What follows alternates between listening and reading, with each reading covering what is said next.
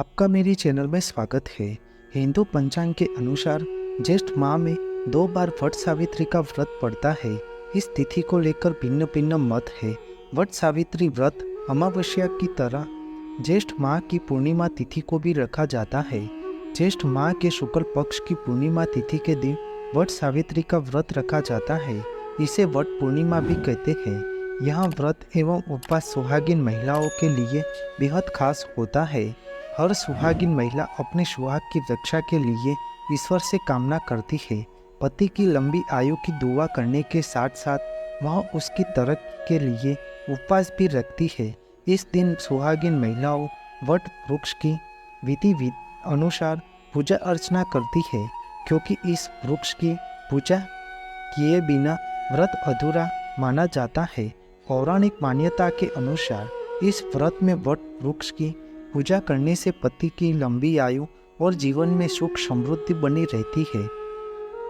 साथ ही इस व्रत में ब्रह्मा, विष्णु और महेश इन तीनों देवों का वास होता है। इसलिए व्रत रखने वाली सुहागिन महिलाओं को तीनों देवताओं का आशीर्वाद प्राप्त होता है। ज्येष्ठ माह में आने वाला यह वट सावित्री का व्रत बेहद कठिन माना जाता है, क्योंकि इस दिन कुछ महिलाएं निर्जला उपवास करती है। इस बार वट सावित्री का व्रत 21 जून 2024 यानी कि शुक्रवार के दिन रखा जाएगा। इस दिन शुभ मुहूर्त, सही पूजा विधि, कथा, आरती और मंत्र के बिना पूजा अधूरी मानी जाती है। इसलिए इस वट सावित्री व्रत के बारे में संपूर्ण माहिती प्रदान करूंगा। वैदिक पंचांग के अनुसार वट सावित्री व्रत की पूजा का शुभ मुहूर्त सुबह 7:08 से सुबह 10:38 तक रहेगा। इस समय वट वृक्ष की पूजा अवश्य कर लेनी चाहिए। वट सावित्री व्रत के दिन महिलाएं सुबह स्नान के बाद लाल या पीले रंग के वस्त्र पहनने चाहिए। फिर पूजा की सामग्री को एकत्रित कर ले और थाली तैयार कर लेना चाहिए। बाद में वट वृक्ष की नीचे सावित्री और सत्यवान की प्रतिमा स्थापित करें।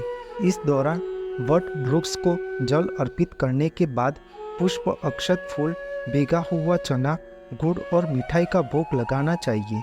बाद में वट वृक्ष की 7 बार परिक्रमा करते हुए इस पर कच्चा सूत्र वट वृक्ष को लपेटना चाहिए। फिर कथा का श्रवण अवश्य करना चाहिए। इसके बिना पूजा अधूरी मानी जाती है। कथा का श्रवण करते समय हाथ में अक्षत के दाने अवश्य रखने चाहिए। संपूर्ण पूजा संपन्न हो जाने के बाद इच्छा अनुसार जरूरतमंद को दान करना चाहिए। ऐसा करना शुभ होता है। पौराणिक कथा के अनुसार ऐसा माना जाता है कि मद्र देश में अश्वपति नाम का धर्मात्मा राजा का राज था और उनकी कोई भी संतान नहीं थी। राजा ने संतान प्राप्ति के लिए यज्ञ करवाया, जिसके शुभ परिणाम के बाद उनके घर एक कन्या का जन्म हुआ। इस कन्या का नाम सावित्री रखा गया। समय के साथ साथ जब सावित्री बड़ी और विवाह योग्य हुई तो उन्होंने धूमटसेन के पुत्र सत्यवान को अपनी पुत्री के विवाह योग्य चुन लिया। सत्यवान के पिता भी एक राजा ही थे, लेकिन उनका राजपाट छीन गया था, जिसके चलते वह दरिद्रता में अपना जीवन व्यतीत कर रहे थे। सत्यवान के माता पिता की भी आंखों की रोशनी चली गई थी और वह जंगल से लकड़ी काटकर उसे बेचकर अपना गुजारा कर रहे थे। वही जब सावित्री और सत्यवान के विवाह की बात चली, तब नारद मुनि ने सावित्री के पिता राजा अश्वपति को बताया कि सत्यवान अल्पायु है और विवाह के 1 वर्ष पश्चात ही उनकी मृत्यु हो जाएगी। नारद मुनि की बात सुनकर सावित्री के पिता ने उन्हें समझाने का बहुत प्रयास किया, लेकिन वह नहीं माने। अंत में सावित्री का विवाह सत्यवान से हो गया। शादी के बाद सावित्री अपने पति के साथ रहने लगी और सास ससुर की भी सेवा करती थी। फिर एक दिन वह दिन भी आ गया जिसका जिक्र नारद मुनि ने सत्यवान की मृत्यु के बारे में किया था। उस दिन सावित्री भी सत्यवान के साथ जंगल में लकड़ी लेने गई।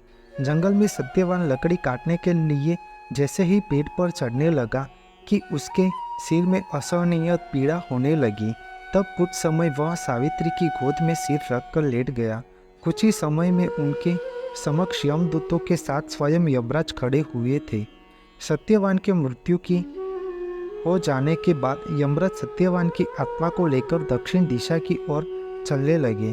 तब पतिव्रता सावित्री भी उनके पीछे चलने लगी। आगे जाकर यमराजा ने सावित्री से कहा कि हे प्रतिव्रता नारी, जहाँ तक मनुष्य साथ दे सकता है तुमने अपने पति का साथ दे दिया, अब तुम वापस लौट जाओ।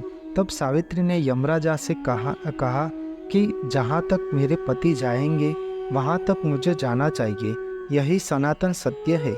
यमराज सावित्री की वाणी सुनकर प्रसन्न हुए और उनसे 3 वर मांगने को कहा।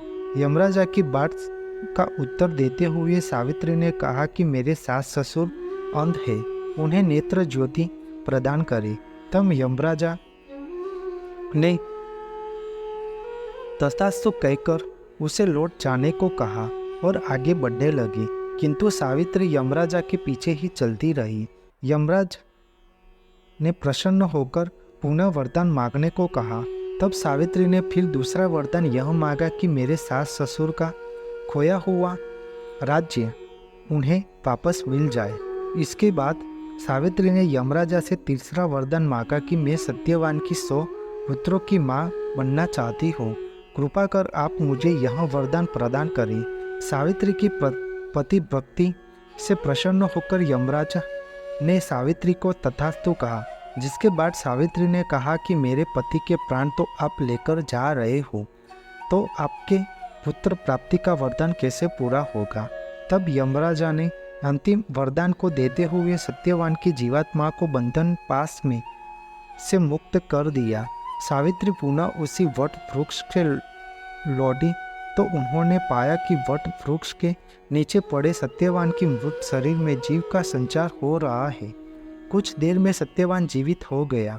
उधर सत्यवान के माता पिता की आंखों की भी ठीक हो गई और उनका खोया हुआ राज्य भी वापस मिल गया। इसलिए पौराणिक मान्यता है कि वट सावित्री व्रत रखने से पति की आयु लंबी होती है और परिवार में भी सुख समृद्धि बनी रहती है। यह नहीं, अखंड सौभाग्यवती भव का भी आशीर्वाद प्राप्त होता है। इसलिए सुहागिन स्त्रियों को यह व्रत अवश्य करना चाहिए। आपको मेरी यह माहिती अच्छी लगी हो तो मेरी चैनल को लाइक, शेयर, कमेंट, सब्सक्राइब करें और बेल आइकन को दबाना ना भूलें। जय स्वामीनारायण।